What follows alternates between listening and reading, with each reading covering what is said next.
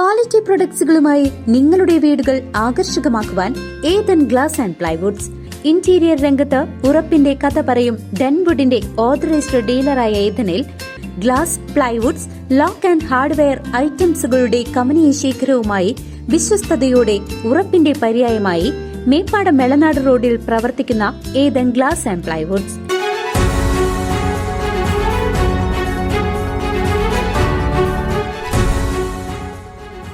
വീണ്ടും കാട്ടാനയിറങ്ങി വ്യാപക കൃഷിനാശം.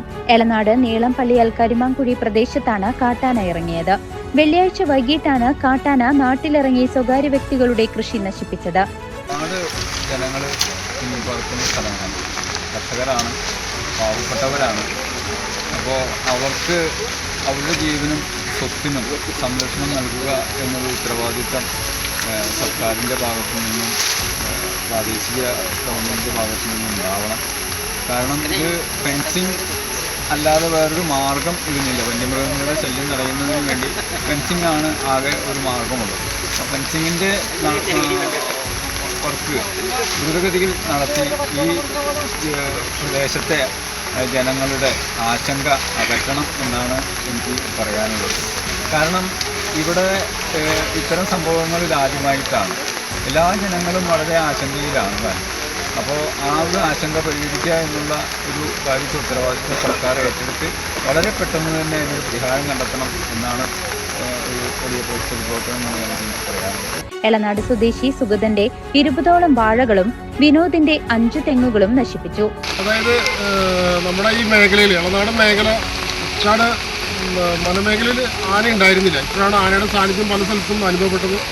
ഞങ്ങളുടെ ഈ ഭാഗത്ത് ഞങ്ങളുടെ എന്താ പറയുക, പിതാക്കന്മാരായിട്ട് പോലും ആരും ആന ഇറങ്ങിയിട്ടൊന്നും ആരും പറഞ്ഞിട്ടില്ല. പക്ഷെ ഇപ്പോഴാണ് നമുക്ക് ഇതിൻ്റെ ഒരു ദൂഷ്യം ഇവിടെ ഇറങ്ങി തുടങ്ങിയത്.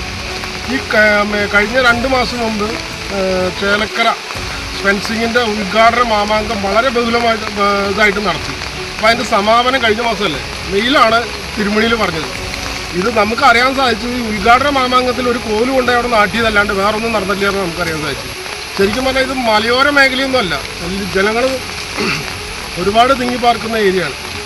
ഇതിൻ്റെ ഒരു നടപടി എത്രയും പെട്ടെന്ന് പൂർത്തീകരിക്കണമെന്നാണ് ഞങ്ങളുടെ ഒരാവശ്യം.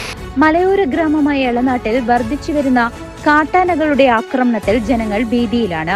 കാർഷിക വിളകൾക്കും ജീവനും ഭീഷണി ഉയർത്തുകയാണ് ജനവാസ മേഖലകളിൽ കാട്ടാന ഇറങ്ങുന്നത് മൂലം സംഭവിക്കുന്നത്. പഴയന്നൂർ പഞ്ചായത്തിലെ നീളംപള്ളിയ വാർഡിൽ കരിമാങ്കുഴി എന്ന പ്രദേശത്തെ നിവാസികളാണ് ഞങ്ങളെല്ലാവരും. ഇവിടെ ഇന്നലെ രാത്രി ആന ഇറങ്ങിയിരുന്നു. ആന ഇറങ്ങി പ്രദേശത്തെ വാഴകളും തെങ്ങുകളും കവുങ്ങുകളൊക്കെ നശിപ്പിച്ചു.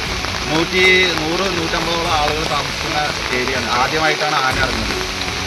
ഇവിടെ ഫോറസ്റ്റുകാർ ഫെൻസിലിംഗ് തുടങ്ങി എന്ന് പറഞ്ഞുകൊണ്ട് നമ്മുടെ തോന്നൂർക്കരയിൽ ഉദ്ഘാടനം ചെയ്തു എന്ന് അറിയാൻ കഴിഞ്ഞു. തിരുമണിയിലാണ്, നമ്മുടെ ഈ പ്രദേശത്ത് തിരുമണിയിലും വെള്ളടിയിലാണ് ആന ഇറങ്ങിയിരുന്നത്. ഇപ്പോൾ കരിമാങ്കുഴിയിൽ ആന ഇറങ്ങിയിരിക്കുകയാണ്. ഈ ഏരിയയിൽ ഫെൻസിലിംഗ് തുടങ്ങിയുള്ള കാര്യങ്ങൾ ഉടനടി ആരംഭിച്ച് ഇതിനെതിരെ ഈ ആനകൾ, വന്യമൃഗങ്ങൾ ഇറങ്ങുന്നതിനെതിരെ ശക്തമായ രീതിയിൽ ഫോറസ്റ്റുകാരും സർക്കാരും ഇതിനെ തടയാനുള്ള എന്തെങ്കിലും സൗകര്യങ്ങൾ ഉണ്ടാക്കണമെന്ന് നാട്ടിലെ കർഷകരും സാധാരണ ജനങ്ങളും ഞങ്ങൾ സർക്കാരിനോടും ഫോറസ്റ്റുകാരോടും അഭ്യർത്ഥിക്കുകയാണ്.